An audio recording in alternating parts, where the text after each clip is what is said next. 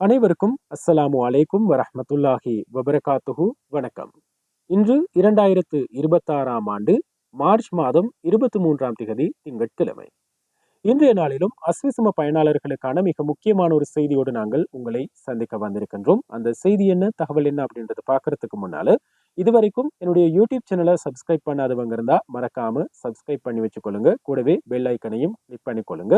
அப்போதுதான் இது போன்ற பயனுள்ள தகவல்களை நீங்க உடனுக்குடன் தெரிஞ்சு கொண்டு பயன்பெறக்கூடியதாக, நன்மை பெறக்கூடியதாக இருக்கும். என்னுடைய யூடியூப் சேனலுடைய பெயரை நான் ஸ்கிரீன்ல பதிவிட்டிருக்கிறேன். RJ Rameez report. RJ Rameez report என்ற என்னுடைய யூடியூப் சேனலை சப்ஸ்கிரைப் பண்ணிட்டு கூடவே பெல் ஐக்கனையும் கிளிக் பண்ணி வச்சுக்கொள்ளுங்க. 2002ஆம் ஆண்டு 24ஆம் இலக்க நலன்புரி அனுகூலங்கள் சட்டத்தின் கீழ் இலங்கை அரசாங்கத்தின் நலன்புரி திட்டங்களுக்குள் உள்வாங்கப்பட்டிருக்கின்ற அனைத்து பயனாளர்களது தகவல்களையும் புதுப்பிக்க வேண்டும் என்று நலன்புரி நன்மைகள் சபை அண்மையில் அறிவித்திருந்தது. அதன் அடிப்படையில் மார்ச் மாதம் 28ஆம் தேதி வரை, அதாவது இந்த மாதம் 28ஆம் தேதி வரைக்கும் கால அவகாசம் வழங்கப்பட்டிருந்தது உங்களுடைய தகவல்களை சரிபார்ப்பதற்கு. அதாவது ஆன்லைன் மூலியமாக அல்லது தபால் மூலியமாக அல்லது அருகாமையில் இருக்கிற பிரதேச செயலகங்களுக்கு போய் உங்களுடைய தகவல்களை புதுப்பிக்கிறதுக்கான சந்தர்ப்பத்தை நலன்புரி நன்மைகள் சபை உங்களுக்கு வழங்கியிருந்தது. பல மாத காலம் அந்த கால அவகாசம் நீடிக்கவும் பட்டிருந்தது. இப்போது அந்த தகவல்களை சரிபார்த்து உறுதி செய்து கொள்ளும் நடவடிக்கைகள் தான் முன்னெடுக்கப்பட்டு கொண்டிருக்கின்றன. இந்த நடவடிக்கைகள் இந்த மாதம் 28ஆம் தேதி வரைக்கும் முன்னெடுக்கப்படும் என்றுதான் நலன்புரி நன்மைகள் சபை அறிவித்திருக்கிறது. இதன் அடிப்படையில் பெரும்பாலான வீடுகளுக்கு இந்த உத்தியோகத்தர்கள் சென்று இந்த தகவல்கள் வழங்கப்பட்டிருக்கின்ற தகவல்கள் உண்மையானதா அப்படின்னு சொல்லி உறுதிப்படுத்தி கொண்டிருக்கிறாங்க. மீதமாக எஞ்சியிருக்கிற வீடுகளுக்கும் மிக விரைவில், அதாவது மீதமா இருக்கிற ஒரு சில தினங்கள்ல வருகை தந்து உங்களுடைய தகவல்களை உறுதிப்படுத்திக் கொள்றதுக்கு நலன்புரி நன்மைகள் சபையின் உத்தியோகத்தர்கள், அதிகாரிகள் தயாராக இருக்கிறாங்க. எனவே அவர்களுக்கு நீங்க அவர்களுடைய வீடுகளுக்கு, உங்களுடைய வீடுகளுக்கு வர்ற நேரம் சரியான உண்மையான தகவல்களை, ஆவணங்களை நீங்க கொடுக்க வேண்டும். அப்படி கொடுத்தால்தான் அடுத்த முறை அஸ்வெஸ்மா அல்லது அரசாங்கத்தினால் வழங்கப்படுகின்ற ஏனைய நலன்புரி நன்மைகள் திட்டத்துல நீங்க உள்வாங்கப்படுவீங்க. எனவே இந்த விஷயத்துக்காக தான் நாங்க உங்களுக்கு இப்போது இந்த தகவல்களை தரப்போறோம். அதாவது இந்த உத்தியோகத்தர்கள் தகவல்களை உறுதி செய்து கொள்வதற்காக உங்களுடைய வீடுகளுக்கு வர்ற நேரம் நீங்க எப்படியான ஆவணங்களை கைவசம் வச்சிருக்கணும் அப்படின்ற விஷயத்தை தான் உங்களுக்கு தரப்போறோம். இது சம்பந்தமா நலன்புரி நன்மைகள் சபை ஏற்கனவே அறிவித்திருந்தது.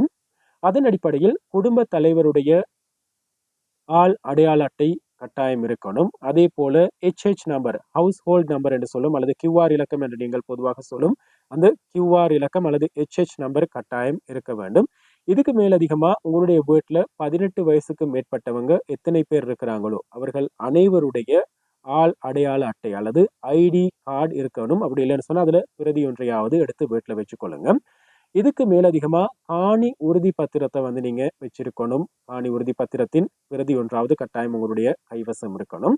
அது மாத்திரமல்லாமல் கடந்த 3 மாத காலங்களுக்கான மின்சார பட்டியல் அல்லது லைட் பில் அப்படின்னு சொல்லுவோம், எலக்ட்ரிசிட்டி பில், இந்த பில்ட பிரதிகள் அல்லது பில்லை நீங்க வச்சிருக்கணும். இப்போ ஒரு சிட்டொன்னு தான் கொடுக்குறாங்க, அது சரி கட்டாயம் உங்களுடைய கைவசம் இருக்கணும்.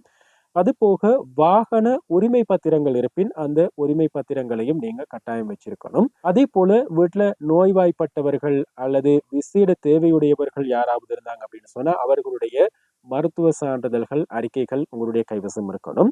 அது மாத்திரமல்லாமல் முதியோர் கொடுப்பனவோ, விசேட தேவையுடையோர்களுக்கான கொடுப்பனவுகள் அல்லது சிறுநீரக நோயினால் பாதிக்கப்பட்டிருக்கின்றவர்களுக்கான கொடுப்பனவுகளுக்காக நீங்க ஏற்கனவே விண்ணப்பிச்சிருந்தீங்க அப்படின்னு சொன்னா அது சம்பந்தமான ஆவணங்களையும் இந்த உத்தியோகத்தர்களுக்கு அல்லது அதிகாரிகளுக்கு நீங்க சமர்ப்பிக்கணும். இவற்றையெல்லாம் சரிபார்த்து விட்டுதான் உங்களுக்கு அஸ்வஸ்ம கொடுப்பனவை பெற்றுக்கொள்வதற்கு அல்லது கொடுப்பதற்கு தகுதி இருக்கிறதா இல்லையா என்பதை இந்த உத்தியோகத்தர்கள் தீர்மானிக்க போறாங்க. இந்த தகவல்கள் எல்லாம் அவங்க சேகரித்து கொண்டு போய் டேட்டா பேஸ்ல என்டர் பண்ண பிறகு கொழும்பிலிருந்து இந்த தீர்மானங்கள் மேற்கொள்ளப்படவிருக்கிறது. இந்த உத்தியோகத்தர்கள், அதிகாரிகள் உங்களுடைய வீட்டுக்கு தகவல்களை சேகரிக்கின்ற நேரத்துல நீங்க ஏதாவது ஒரு தகவலை மறைச்சிருந்தா அல்லது போலியான தகவலை கொடுத்திருந்தா உங்களுக்கு எதிராக கடுமையான சட்ட நடவடிக்கைகள் எடுக்கப்படும் அப்படின்னு சொல்லியும் நலன்புரி நன்மைகள் சபை அறிவிச்சிருக்கிறது. அதன்படி இந்த சட்டத்தின், அதாவது 2002ஆம் ஆண்டு 24ஆம் இலக்க நலன்புரி அனுகூலங்கள் சட்டத்தின் 20வது பிரிவின் படி உங்களுக்கு எதிராக சட்ட நடவடிக்கைகள் எடுக்கப்படலாம் என்றும், அதிகபட்சமாக 1 வருட கால சிறை தண்டனை உங்களுக்கு விதிக்கப்படலாம் அல்லது உங்களுடைய தவறுக்கு பொருத்தமான வகையிலே தண்டனை ஒன்றை நீதிமன்றத்தினால் தீர்மானிக்க முடியும் என்றும் நலன்புரி நன்மைகள் சபை எச்சரித்திருக்கிறது. எனவே கிட்டத்தட்ட 29 லட்சத்துக்கும் 30 லட்சத்துக்கும் இடைப்பட்டவங்க இம்முறை நலன்புரி நன்மைகள் சபையினால் வழங்கப்படுகின்ற இந்த அனுகூலங்களை பெற்றுக்கொள்றதுக்காக விண்ணப்பிச்சிருக்கிறாங்க. அதில் பெரும்பாலானவங்க அஸ்வஸ்ம போன்ற கொடுப்பனவுகளை பெற்றுக்கொள்றவங்க இன்னும் ஒரு சிலர் இந்த திட்டத்துக்குள் தங்களை உள்வாங்க வேண்டும் அப்படின்னு சொல்லி தகவல்களை வழங்கி இருக்கிறாங்க.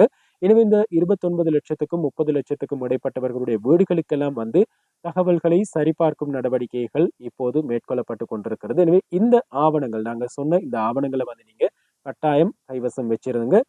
குடும்ப தலைவருடைய ஆள் அடையாள அட்டை இலக்கம், QR இலக்கம், அதே போல கடந்த 3 மாத காலங்களுக்கான மின்சார பட்டியலின் தகவல்கள், அதே போல காணி உரிமை பத்திரம், 18 வயசுக்கு மேற்பட்டவங்க வீட்டில இருந்தா அவர்கள் அனைவருடைய ஆள் அடையாள அட்டை இலக்கம் அல்லது ஆள் அடையாள அட்டையின் பிரதிகள், அதே போல வாகன உரிமை பத்திரங்கள் இருந்தால் அவை இருக்க வேண்டும்.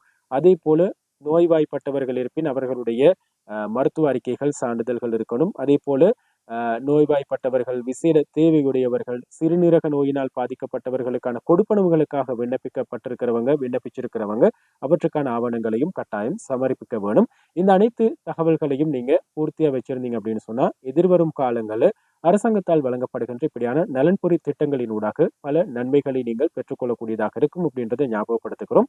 எனவேதான் நாங்கள் அடிக்கடி இந்த ஆவணங்கள் சம்பந்தமா நீங்க சரிபார்த்து வச்சிருக்க வேண்டிய ஆவணங்கள் சம்பந்தமா உங்களுக்கு தகவல்களை வழங்கி கொண்டிருக்கிறோம்.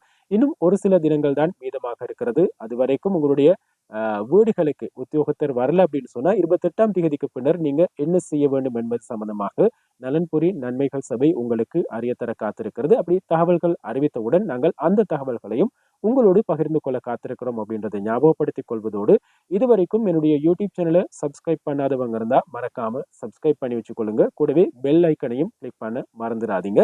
அப்போதுதான் நாங்கள் உடனுக்குடன் தருகின்ற இப்படியான பயனுள்ள புதிய தகவல்களை வந்து நீங்க தெரிஞ்சுக்கொண்டு பயன்பெறக்கூடியதாக இருக்கும். இன்னும் ஒரு வீடியோடாக உங்கள் அனைவரையும் சந்திக்கலாம். அதுவரைக்கும் வணக்கம், நன்றி.